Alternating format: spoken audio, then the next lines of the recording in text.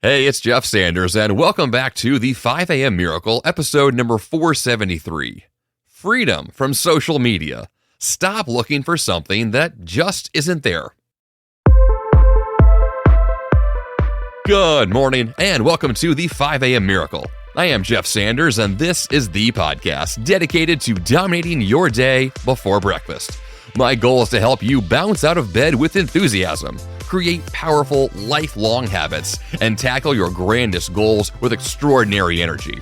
In the episode this week, I'll break down the real-world impact of social media on productivity, what life can look like if you take a break from your digital life, and the power of habits, especially when it comes to searching for something you never actually find, and probably never will.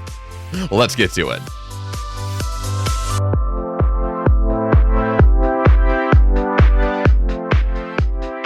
Is it time to leave Twitter?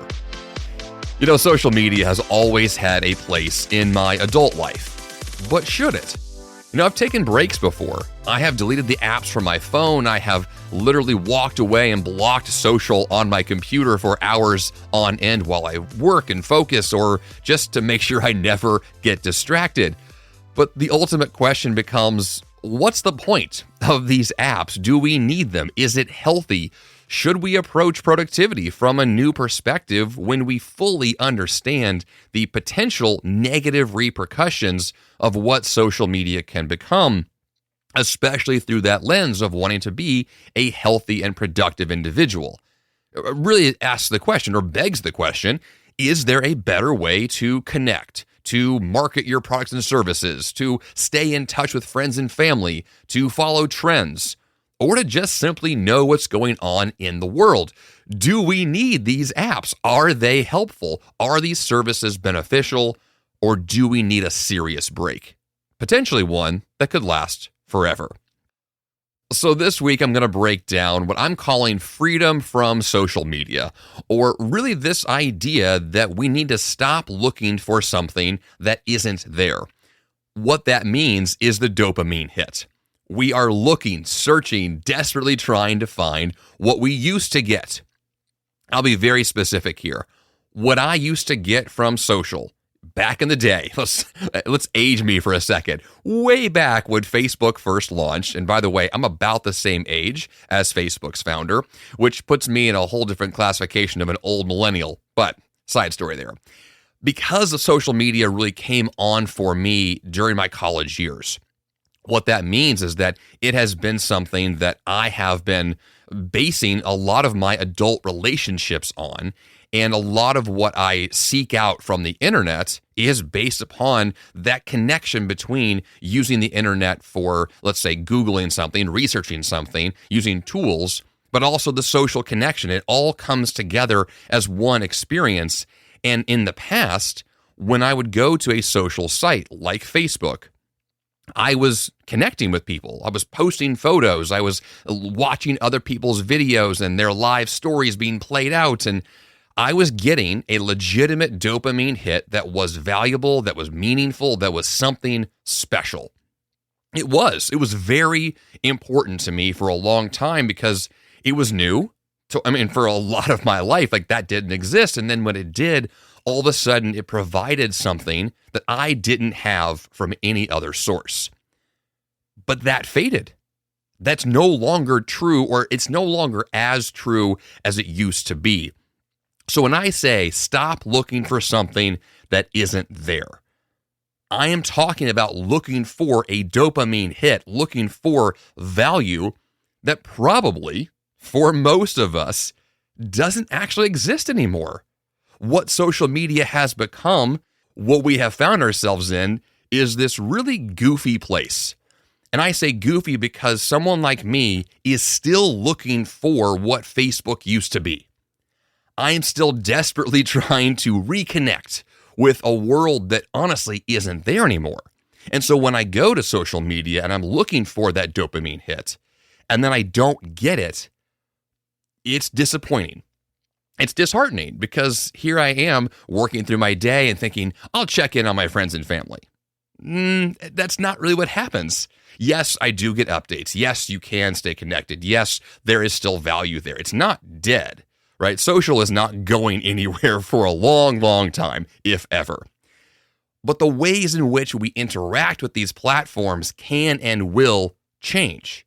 They can and will pivot, and we have to evolve in this process and on a regular basis, ask those questions like, where am I now? What value do these things hold in today's world? So for me, 15 years ago, Facebook and especially Instagram later on became these platforms that for me were based upon these actual real world relationships. They were allowing me to connect in a deeper way with people I actually know. But that's not really true anymore. Many of my closest friends from college, from my 20s, from my early 30s, like a lot of these people that I know in real life don't use social hardly at all, if at all. So I'm not actually connecting with the people I probably want to the most. So then who are these people that I'm finding online? For the most part, they're people I only know online. They're people I've connected with digitally, and that's the end of the relationship. And I'm not going to argue that's a fake relationship, but it kind of is. The depth that I get from an in-person conversation isn't there online. It's not there from the people that I really want to connect with on a deeper level. Now, there have been times, of course, where you'll meet someone online, and then later on you'll meet in person, and there's a better connection because you have a foundation laid. You know something about this person. You've talked to them before, potentially through these apps. I'm not saying this is all bad, right? There's a lot of ways where these social connections can and will be enhanced because we have these tools we never had before, right? The value element will always exist, but that doesn't mean that there should be a significant place for these apps in your life. That it doesn't mean you have to stop your work in the middle of the day to look at Twitter, or stop what you're doing to go post something to Instagram right now because it matters so much. It might have before. Social media may have meant something to you, to your business, to your real world relationships and real world connections. It may have had value before. But I have to ask the question, are you still there? Is that still true?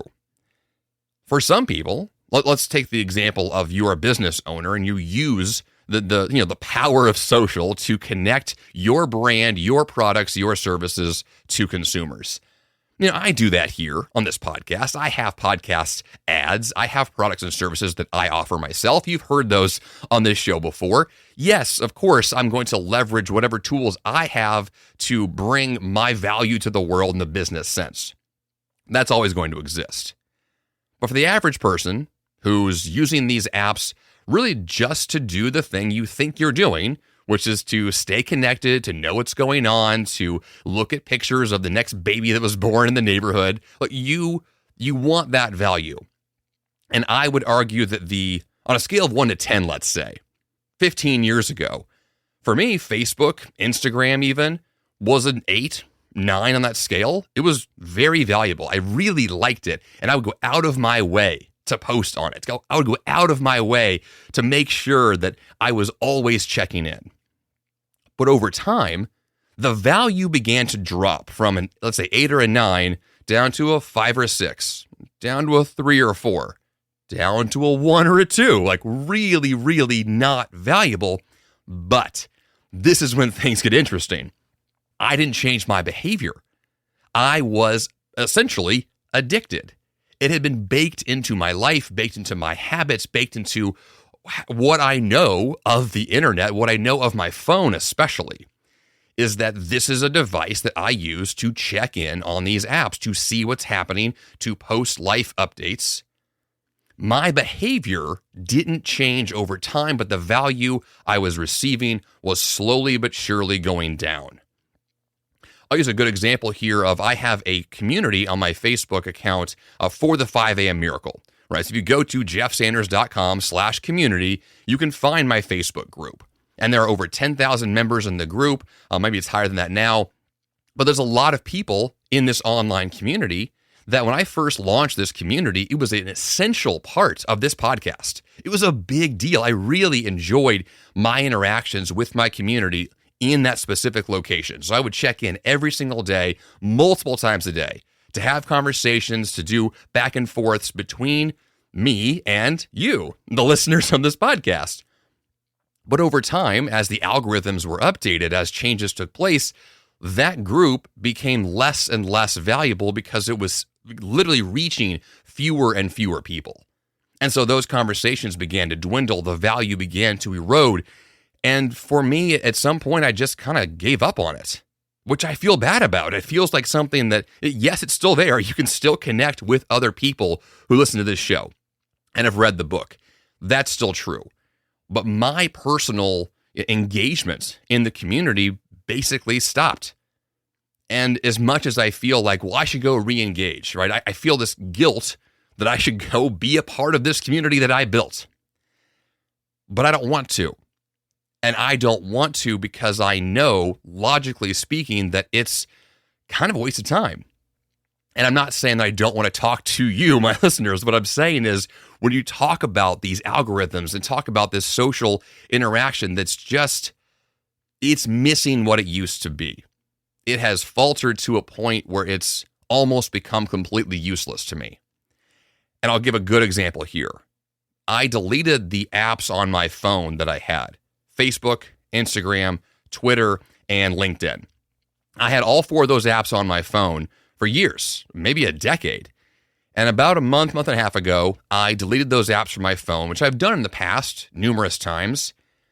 But this is the longest I've had those apps deleted. And this is the least engaged I've ever felt with social.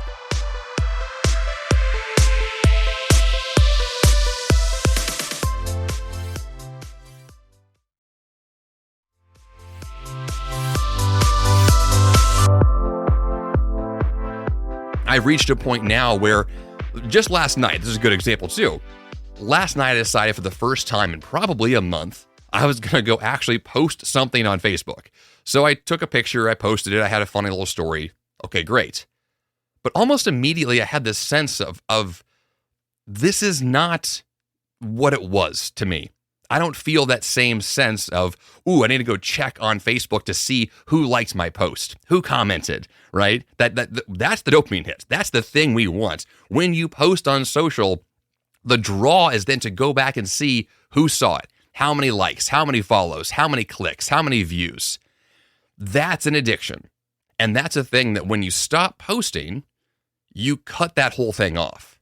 If you're not engaging, then you don't have to go back to see what the engagement is or wait for that ding on your phone or the little, the red number to pop up on your app. You don't have to wait for that to happen because it's not going to be there because you didn't initiate it to begin with.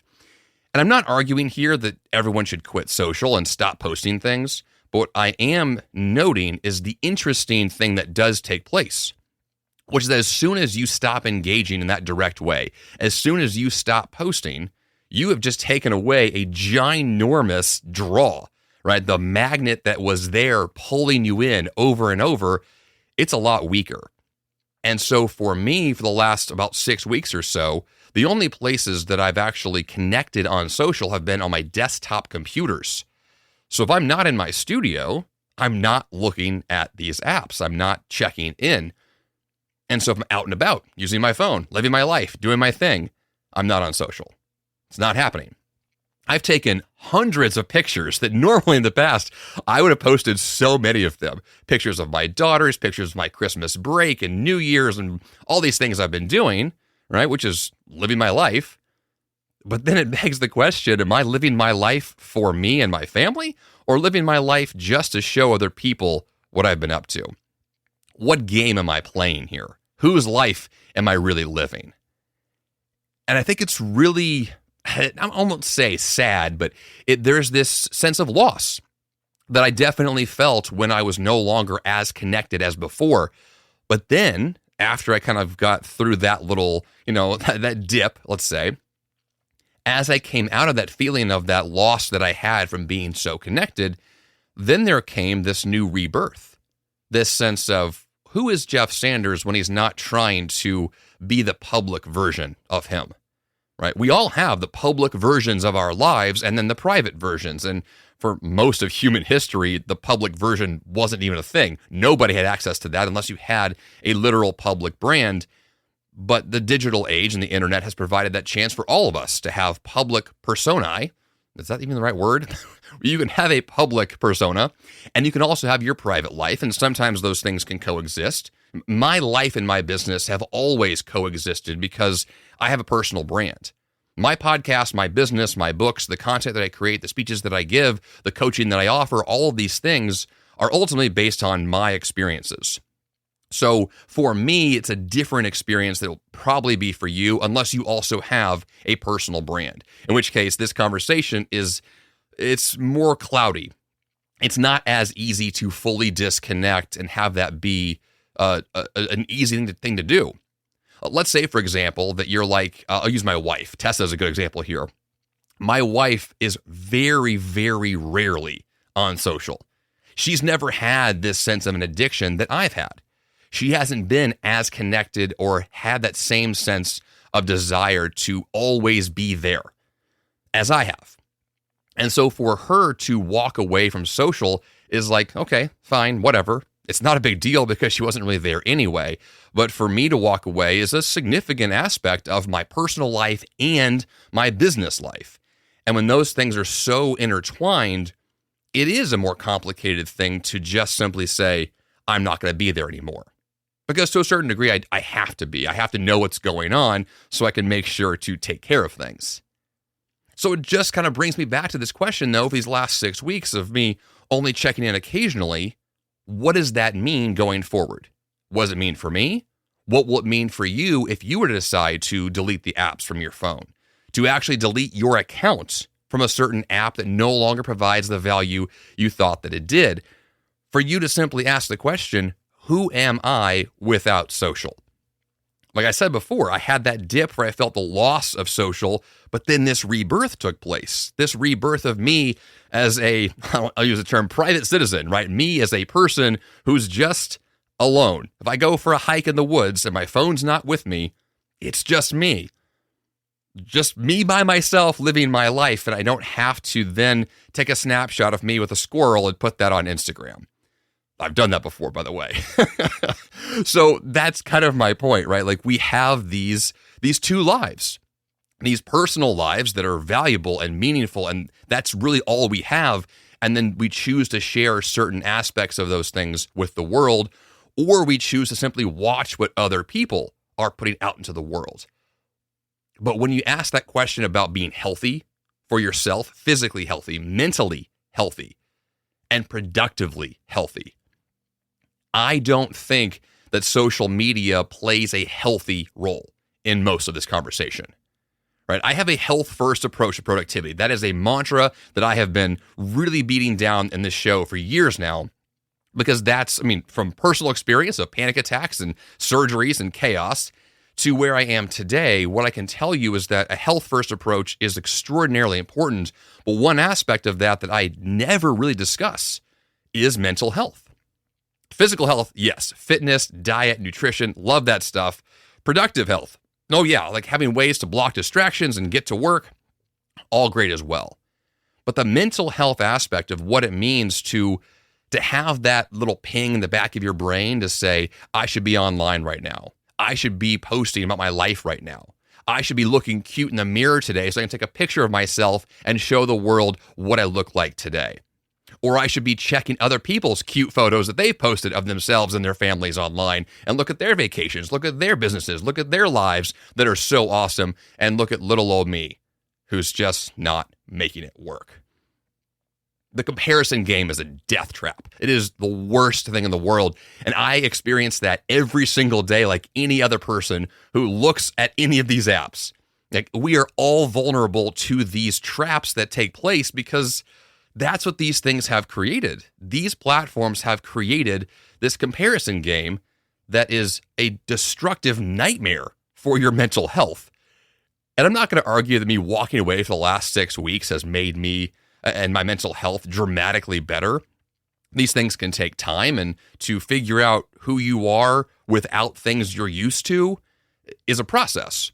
To redefine what your life is, to then incorporate new habits, new healthy choices, and to move forward in that direction, that takes time.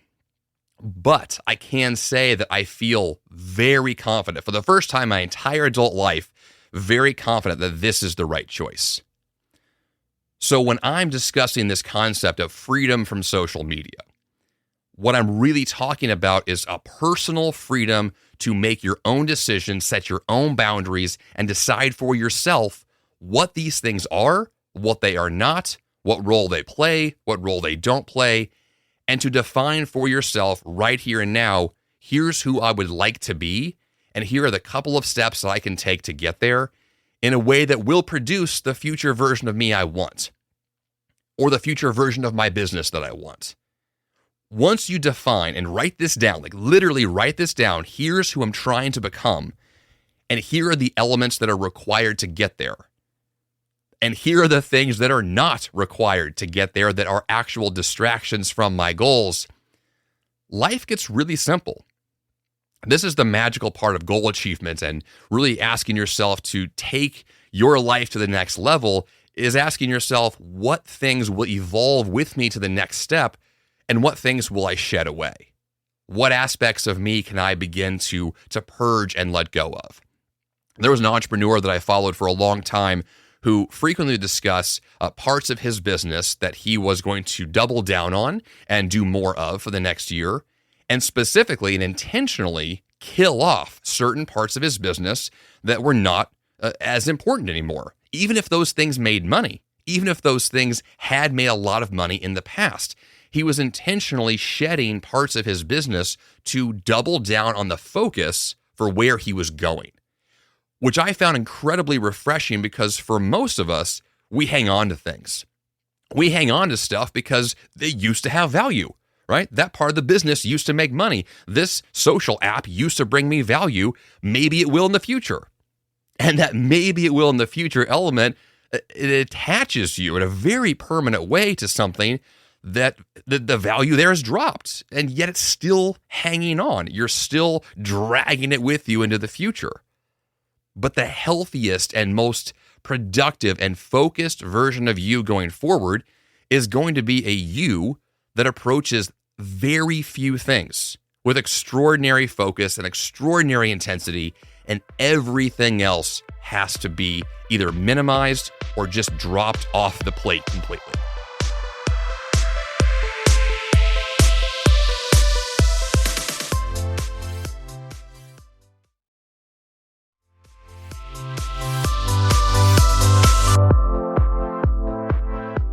This is hard, right? I've discussed before how when you make a decision, I think the definition of decision is actually to kill off other choices. And really the hardcore definition of this word, a decision really means to choose one thing, but it actually means to kill off or say no to everything else. And making a choice like that to say, for example, right now I'm recording a podcast. That means I'm not doing literally everything else in the world. I'm doing one thing right now. The power of a decision is extraordinary in the sense that you literally are choosing one thing over everything else. And when you move forward with new goals, right, into the new year, into these new opportunities, new potentials for you to become your best self, there will be things that are weights that are dragging you down. There will be elements of things that used to have value, but they don't anymore. And to identify those and intentionally kill them off, intentionally say, this is no longer part of my future. That's refreshing. That's exciting. That to me makes me feel fantastic. I've said before on this show 1,000 times that what I love the most about productivity is deleting tasks, deleting events, canceling meetings. I love to free up time. It's a huge part of what brings me joy is knowing that I can free up time because I know that time can then be filled with something that I value even more. And the more of my life that I can just flood with things that bring out the best in me, that make me who I really want to be, well, then the things that don't matter as much, that have felt important but aren't actually, they just kind of fade on their own in many ways. Now, some things you have to be intentional about, like to delete an app from your phone, but other things really can just kind of walk away and you're just going to forget about them. I am very much the kind of person of an out of sight, out of mind a lifestyle. Like that's how I operate. If I don't see something, I just don't notice it. I don't think about it. I don't care about it. So knowing that's true about myself means I want to put things that matter to me right in front of me.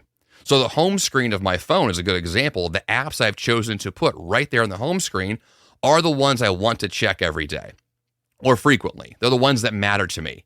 And all the other apps that I have are on the next screen in folders. They're intentionally put away. They're harder to get to. They're not as accessible. And that's done on purpose because I want to make sure what matters is in front of me and what doesn't matter is archived away. It's still available if it has to be, but it's in a folder of a folder of a folder put far, far away. That sense of organization, that practical like file structure you could have for your computer, your phone, these things are also indicative of what you value, what you put in front of you, what you check every day, what you check in on, what you constantly, have those touch points on every day. That defines your life. Your habits are you. And if you want to become a new person, your habits have to change. And if your habits involve you checking Twitter every 30 minutes for the next trending topic, then that's who you are as a person. You're the kind of person who checks Twitter. But wouldn't you rather be the kind of person who's making a move in a positive direction, choosing literally anything else to do with that time? There is something to be said about these little tiny choices that we make that seem insignificant. I'll just look at my phone one more time. I'll just check Instagram one more time. Those things add up, and they add up in a really significant way. And when you make a different choice to say those little checks, those little touch points, those are going to be minimized or completely eliminated from my life, all of a sudden you have more time. In minute little, microseconds, you have more time at first, but those little microseconds add up to significant time that then gives you the choice. What will you do with that time? What will you opt into and say yes to? And when that becomes your default, when you're saying yes to something on purpose because it brings you value, because it defines the future version of you, that's who you're becoming. That's your new life. And so that to me has become the place that I'm in now, right? I've reached that point of saying I am being more intentional, more than I ever have before, about saying these are the things that matter and these are the things that don't. So me in 6 months, me in a year, will be a different person. And that's exciting. It's exciting to know that the future version of me is better and the past version of me is just the past.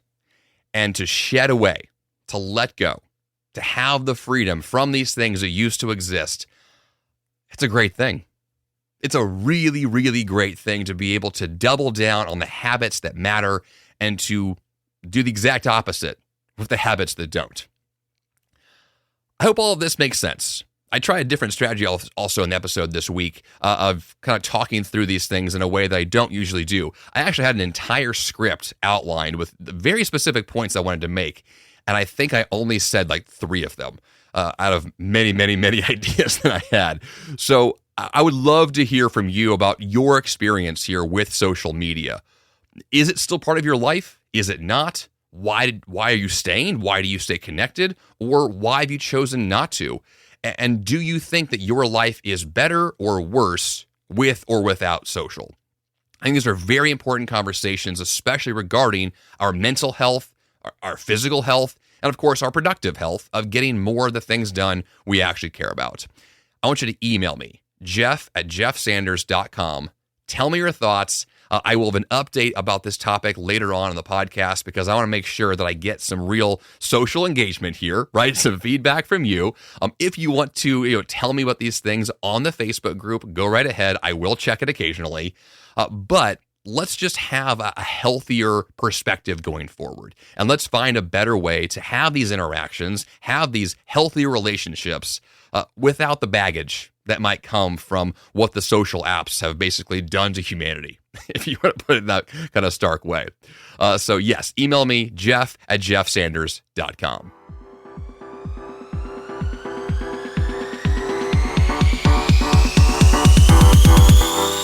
And for the action step this week, schedule your social media pause. No, you do not have to delete your social accounts, at least not yet. The goal for now is to take an intentional break for a preset period of time and see what happens. Start with a weekend, a holiday break, or a full month, and take notes on your experience to reflect on how it impacted your health, your habits, your relationships, or any other area that stands out to you. Knowing more about yourself and how social media operates in your world will only benefit you going forward. jeffsanders.com/473 is the place to go for episode notes. And of course, subscribe or follow this podcast in Apple Podcasts or Spotify. You can go to jeffsanders.com/subscribe to see all the apps available. That's all I've got for you here on the 5 a.m. Miracle Podcast this week. Until next time, you have the power to change your life, and the fun begins bright and early.